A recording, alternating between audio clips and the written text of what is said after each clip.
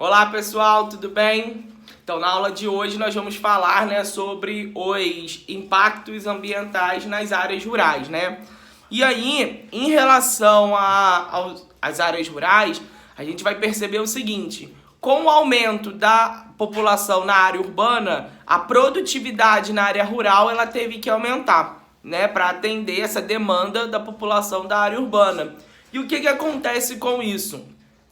Como essa demanda como aumentou, a produtividade, se precisou, de maiores áreas para produzir.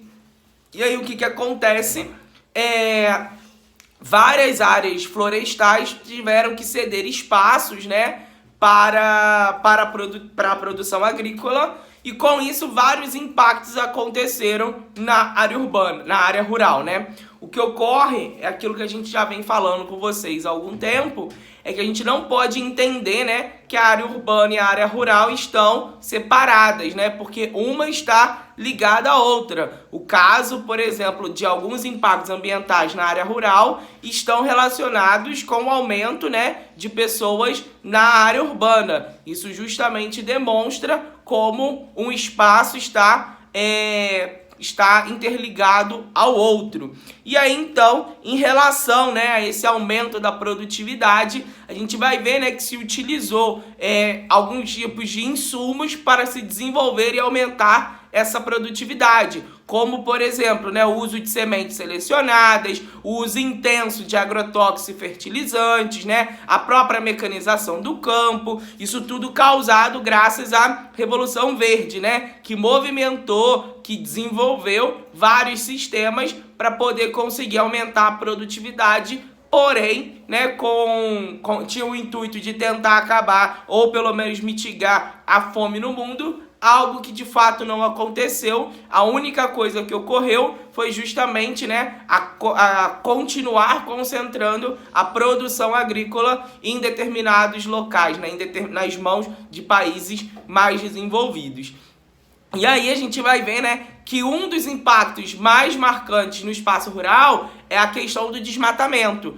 Esse desmatamento, a gente vai ver que as novas áreas de produção, elas acabam servindo justamente para abastecer esse aumento populacional, para novas pastagens, para a extração de madeira ilegal. Então a gente vai ver que o desmatamento, as áreas que são desmatadas, elas servem principalmente para o aumento dessa produtividade. A gente vai ver, o próprio gado, a pecuária, causa impactos no solo, a compactação do solo causada pelo gado, isso é extremamente prejudicial, porque com o solo compactado pelo gado, a gente não tem, não consegue ter um processo de reestruturação desse solo outrora ocupado por florestas.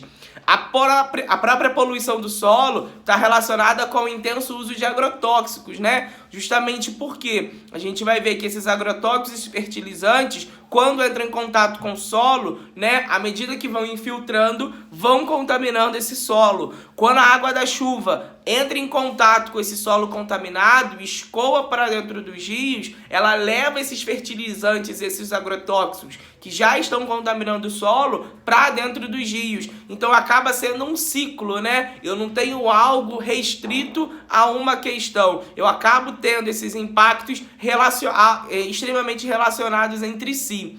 Em relação à erosão, eu vou ver que com a retirada da cobertura vegetal, ou seja, com o desmatamento, o solo vai ficar cada vez mais exposto, E aí, com o solo exposto, eu não tenho o processo de infiltração de uma forma como deveria ser. Ocorre o que a gente chama de lavagem do solo, O solo, a água acaba escoando mais facilmente, a água acaba escoando em grande volume e infiltrando em pequeno volume. E aí, então, esse escoamento da água vai gerar, pequenos sulcos, ravinas e vossorocas. Isso são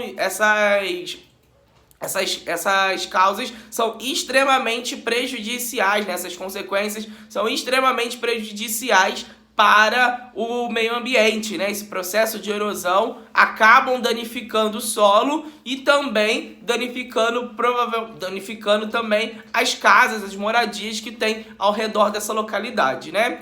O processo de desertificação e arenização, eles são muito semelhantes. O que muda é a questão do solo, né? A arenização vai estar relacionada a um solo mais argiloso e a desertificação, a gente vai ver, né, que com a retirada da cobertura vegetal daquela localidade, a gente percebe, né, que o solo fica cada vez mais exposto. Além do que, quando você usa o solo de uma forma intensiva e exaustivamente, né, o solo acaba dando sinais de esterilização, né, sinais de fadiga, sinais literalmente de falência. Isso contribui para o processo, né, de desertificação. Além do mais, o processo também do excesso do uso de água, isso também contribui para o processo de desertificação, porque o solo acaba ficando cada vez mais salinizado e isso contribui para a sua esterilização. Ok, pessoal?